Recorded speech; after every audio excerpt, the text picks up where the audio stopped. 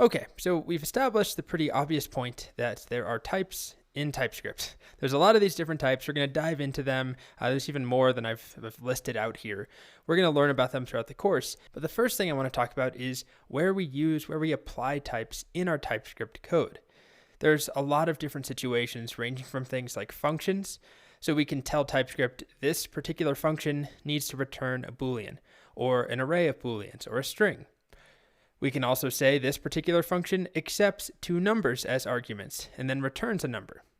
We can get detailed about the patterns, the shapes of objects. We can say this object must have a particular property called colors, and it must be set to some array of strings.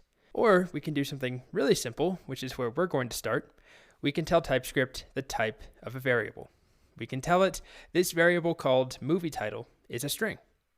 And that's what we're going to learn how to do in this video. It's very straightforward. We can declare the type of a variable using a type annotation. That's a term. It's pretty straightforward. After a variable name, we write a colon and then a type. And the first type we're looking at is string.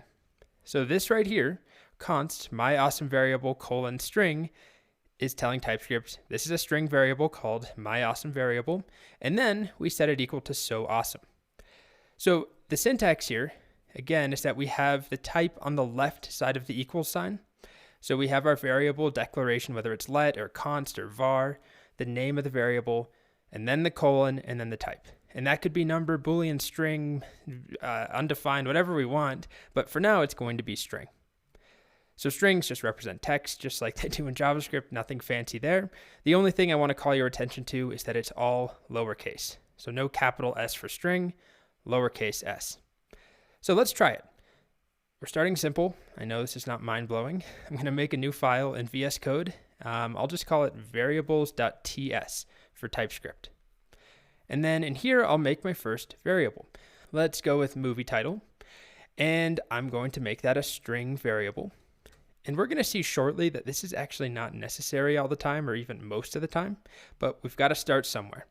So movie title, colon, string, and then I'm going to set it equal to something like my favorite movie, Amadeus. If you've taken any of my other courses, you know I really like that movie and probably talk about it too much. Okay, so now we have this movie title variable, and if I just hover over its name, my editor says that's a string. You can see right there, it's telling me that thing, movie title, it's a string. So I can change it to be another string, like another movie, Arrival, no problem. But as soon as I do something illegal, which is totally valid in JavaScript, like changing it to a number, well, TypeScript is going to complain. It highlights there, that ugly red underline, very scary. It says type number is not assignable to type string, right? We said this is a string. Why would we be changing it to a number? And that's all that I really want to show you in this video. We make a variable, we give it a type using the colon followed by a type like string, and then TypeScript pays attention to that, and it will call us on anything we do that is not allowed. Additionally, because it knows that it's a string, it will complain to me if I try and use some method that strings don't have or some property. For example, let's say I'm coming from the world of Python, where there's an upper method on strings. Well, just auto-corrected for me. Upper doesn't exist. And it's going to highlight that for me and say, that doesn't exist on type string. You said this is a string. TypeScript knows what's on strings, what they have available. And upper is not one of those.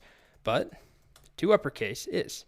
And if I had some slight typo, it would notice that and probably suggest to me, you can see right there, it suggests, did you mean to uppercase with an upper U?